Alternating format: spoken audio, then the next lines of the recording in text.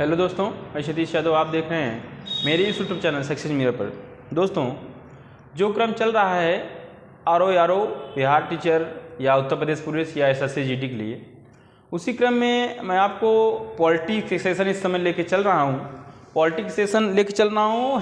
भूगोल का लगभग ख़त्म कर दिया हूँ दोस्तों, विश्व का भूगोल।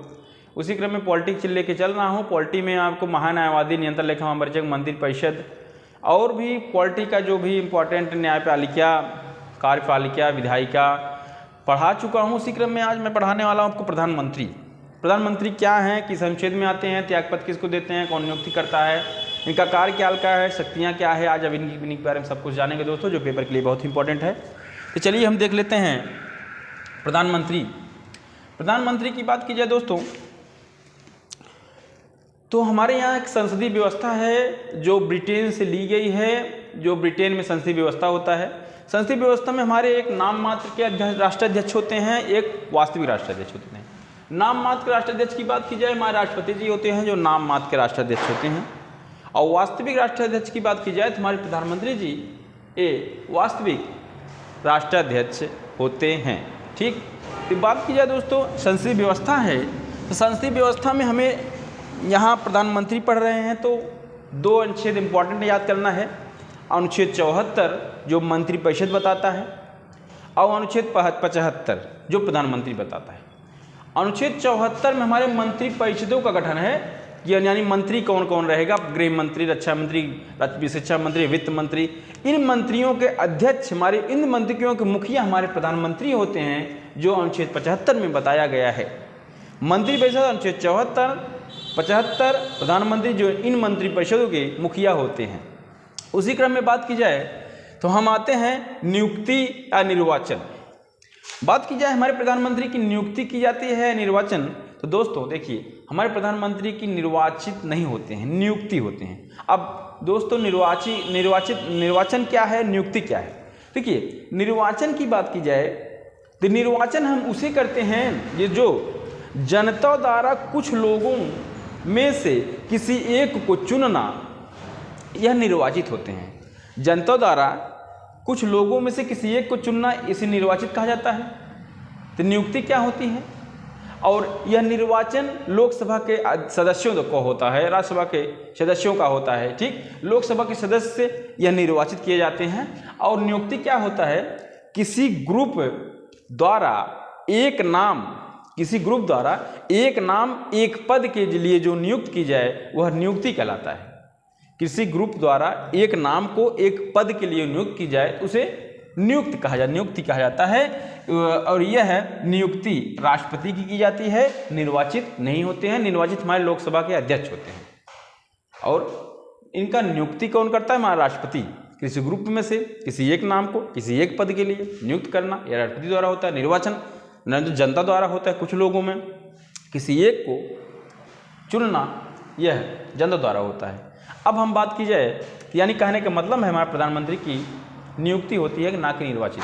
ठीक, अब बात की जाए कि यह नियुक्ति कहाँ से होती है, कौन करता है? तो लोकसभा के बहुमत दल के नेता को राष्ट्रपति द्वारा प्रधानमंत्री चुना जाता है। लोकसभा के बहुमत दल के नेता को राष्ट्रपति द्वारा प्रधानमंत्री चुना जाता है। अब बात की जाए दोस्तों, क्या लोकसभा के सदस्य को या ही चुन सकते हैं प्रधानमंत्री? तो बात की जाए तो लोकसभा या राज्यसभा किसी भी के सदस्य को, एक व्यक्ति को चुना जाता है। जैसे लोकसभा के व्यक्ति को चुननी है तो राज्यसभा के नहीं चुनना है, राज्यसभा किसी सदस्य को प्रधानमंत्री बनाना है तो लोकसभा के नहीं बनाना है। यानी लोकसभा राज्यसभा के किसी एक सदस्य को प्रधानमंत्री बना सकते हैं। ठीक है, ठीक, यह हम या राष्ट्रपति द्वारा चुना जाता है, यानी लोकसभा राज्यसभा के किसी एक व्यक्ति को। ठीक, बात की जाए क्या दोस्त, अगर आपका मन में एक सवाल बन रहा होगा कि बताइए लोकसभा राज्यसभा का अगर व्यक्ति सदस्य नहीं है, लोकसभा राज्यसभा के व्यक्ति अगर सदस्य वह नहीं है तो क्या वह प्रधानमंत्री नहीं बन सकता? नहीं, अगर लोकसभा का राज्यसभा का वह सदस्य नहीं है तो प्रधानमंत्री वह बन सकता है। उसे प्रधानमंत्री चुना जा सकता है, राष्ट्रपति द्वारा उसे नियुक्त किया जा सकता है। लेकिन शर्त क्या है? उसे 6 माह के अंदर सदस्यता लेना अनिवार्य होगा। अगर 6 माह के अंदर वह लोकसभा या राज्यसभा के किसी भी सदन से सदस्यता नहीं ले पाता तो वह प्रधानमंत्री पद से हट जाएगा। यह एक प्रक्रिया है, मैं आपको बताने की यह कोशिश किया हूँ। ठीक, अब बात की जाए इनकी आयु, एज क्या होती है। आयु की बात की जाए, प्रधानमंत्री की आयु की बात की जाए, कम से कम यह क्वेश्चन बनता है, बताइए प्रधानमंत्री की न्यूनतम आयु कितनी होती है। तो 25 वर्ष, न्यूनतम आयु 25 वर्ष, क्योंकि लोकसभा के सदस्य भी 25 वर्ष के चुने जाते हैं। तो आप क्वेश्चन यह बनाएंगे दोस्त कि सर बताइए राज्यसभा के सदस्य तो 30 वर्ष में सदस्यता बनते हैं, तो बताइए, तो उन पे क्वेश्चन ऐसा ही बनता है दोस्तों। क्वेश्चन आपको ऐसा ही मिलेगा कि बताइए लोकसभा के प्रधानमंत्री की न्यूनतम आयु क्या है, 30 वर्ष। लेकिन पूछा जाए प्रधानमंत्री की अधिकतम आयु क्या है, तो अधिकतम आयु की कोई सीमा नहीं है। यहाँ प्रधानमंत्री की अधिकतम आयु की कोई सीमा नहीं है। पूछा जाए यह कब बन सकते हैं, जब यह योग्य हो जाए, किसी भी समय यह प्रधानमंत्री बन सकते हैं, इसको आप ख्याल रखिएगा। ठीक, अब यह पूछा जाए कि प्रधानमंत्री यह कितनी बार बन सकते हैं, यानी अपना कार्यकाल कितनी बार प्रधानमंत्री बन सकते हैं। तो बात की जाए तो यह दोस्तों अधिकतम सीमा, कोई सीमा नहीं है। जितनी बार अगर वह बहुमत दल के नेता रहेंगे, जितनी बार बहुमत दल के नेता रहेंगे उतनी बार यह प्रधानमंत्री बन सकते हैं, इसकी कोई सीमा नहीं है। अब बात की जाए शपथ की, इन्हें शपथ कौन दिलाता है। तो शपथ की बात की जाए हमारे राष्ट्रपति जी इनको शपथ दिलाते हैं। कार्यकाल की बात की जाए तो इनका कार्यकाल होता है 5 वर्ष। देखिए दोस्तों, पूछा जाएगा कार्यकाल 5 वर्ष, लेकिन एक बात ख्याल करिए, अथवा करके कोई चीज़ दिया हो, जैसे कार्यकाल 5 वर्ष होता है या राष्ट्रपति के प्रसाद पर्यंत पर। कहने का मतलब यह है जब तक यह बहुमत दल के नेता रहेंगे तब तक प्रधानमंत्री बने रहेंगे, बहुमत हटा तो प्रधानमंत्री पद भी हट जाएगा। ठीक, कहने का मतलब यही है, राष्ट्रपति तब इनका पद छीन लेंगे या हटा देंगे प्रधानमंत्री से। अगर जब बहुमत दल हट जाए, बहुमत गिरा, तो राष्ट्रपति इनको प्रधानमंत्री पद से हटा देंगे। ठीक, त्यागपत्र यह राष्ट्रपति को ही देते हैं। वेतन की बात की जाए दोस्तों, वेतन की बात की जाए तो वेतन इनका जो संसद का वेतन होता है, सांसद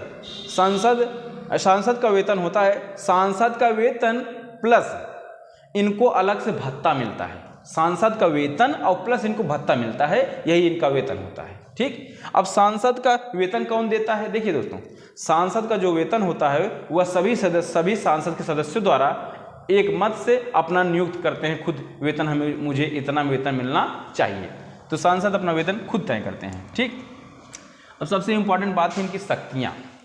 देखिए दोस्तों, इनकी शक्तियों की बात की जाए तो मंत्रिपरिषद के संबंध पहले इनकी शक्तियाँ देख लेते हैं। दोस्तों पहले मंत्रिपरिषद के संबंध में इनकी शक्तियाँ देख लेते हैं कि मंत्रिपरिषद के संबंध में इनकी शक्तियाँ क्या है। पहली बात तो मंत्रिपरिषद क्या होती है, मंत्रिपरिषद यही बनाते हैं, जैसे मंत्रिपरिषद में जैसे वित्त मंत्री, रक्षा मंत्री, गृह मंत्री, जितनी भी शिक्षा मंत्री, खेल मंत्री, जितनी भी मंत्री होती हैं, इन मंत्रियों के संबंध में इनकी शक्तियाँ क्या होती हैं। तो मंत्रियों की बैठक बुलाना या उसको स्थगित करना इन्हीं का कार्य होता है।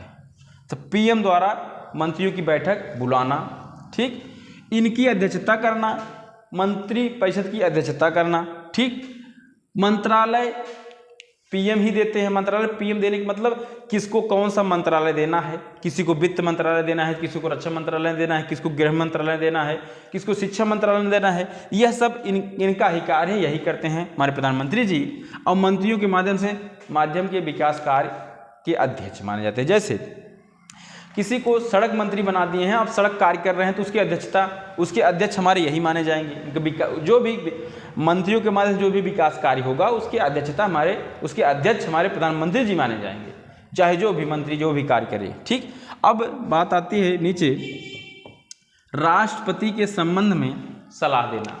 राष्ट्रपति के संबंध में सलाह देना, अब राष्ट्रपति के संबंध में सलाह देने की बात की जाए तो राष्ट्रपति को सलाह देना, मतलब राष्ट्रपति को क्या सलाह देना है, क्या बताना है, यह सब इनकी ही प्रक्रिया होती है, प्रधानमंत्री द्वारा बताया जाता है। ठीक, नियुक्ति सलाह, मतलब किसको नियुक्त करना है, किसको हटाना है, यह सब सलाह हमारे प्रधानमंत्री राष्ट्रपति को देते हैं।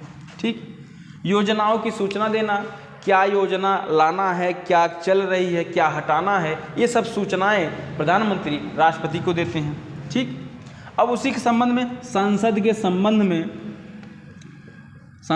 संबंध में प्रधानमंत्री की शक्तियाँ। संसद के संबंध की बात की जाए दोस्तों, तो लोकसभा के प्रति पहली बात तो संसद में लोकसभा राज्यसभा होता है, तो लोकसभा के प्रति उत्तरदायी होते हैं हमारे प्रधानमंत्री जी, ठीक। और लोकसभा का गठन या विघटन की बात की जाए, हटाना, वह हमारे प्रधानमंत्री जी करते हैं, ठीक। और बात की जाए, यह संसद में जो सरकार होती है उसके सरकार के मुखिया माने जाते हैं हमारे प्रधानमंत्री जी, ठीक। अब बात की जाए अन्य के संबंध में की शक्तियाँ, कुछ अन्य के संबंध में शक्तियाँ, अन्य के संबंध में शक्तियाँ दोस्तों बात की जाए, जैसे नीति आयोग आया, उसके अध्यक्ष ये बनाए गए, ठीक। अंतर्राज्यीय परिषद के अध्यक्ष बनाए गए, ठीक। तो ये हमारे प्रधानमंत्री जी की कुछ शक्तियाँ, और हमारे प्रधानमंत्री जी के बारे में कुछ क्वेश्चन थे जो पेपर में बहुत आते हैं, हमें ढंग से पढ़ना है, क्योंकि चाहे जो भी पेपर हो, चाहे उत्तर प्रदेश PCS तक सवाल आएगा, तो इससे बाहर प्रधानमंत्री से सवाल बाहर नहीं जाएगा, यही सब आएंगे दोस्तों। इसको देखिए, शॉर्ट स्क्रीन ले लीजिए दोस्तों। आपसे बस इतनी ही हमारी गुजारिश है कि आप केवल हमारे चैनल को सब्सक्राइब, शेयर, अपने दोस्तों को सब्सक्राइब बढ़ाइए, शेयर करिए। देखिए, मैं आपके लिए ऐसे कम समय में एक टॉपिक पढ़ाने की कोशिश कर रहा हूँ, ऐसे लाता रहूँगा, ठीक है दोस्तों। अच्छा लगा हो तो वही लाइक, शेयर, सब्सक्राइब, कमेंट कर जरूर करिए, ठीक है दोस्तों। धन्यवाद।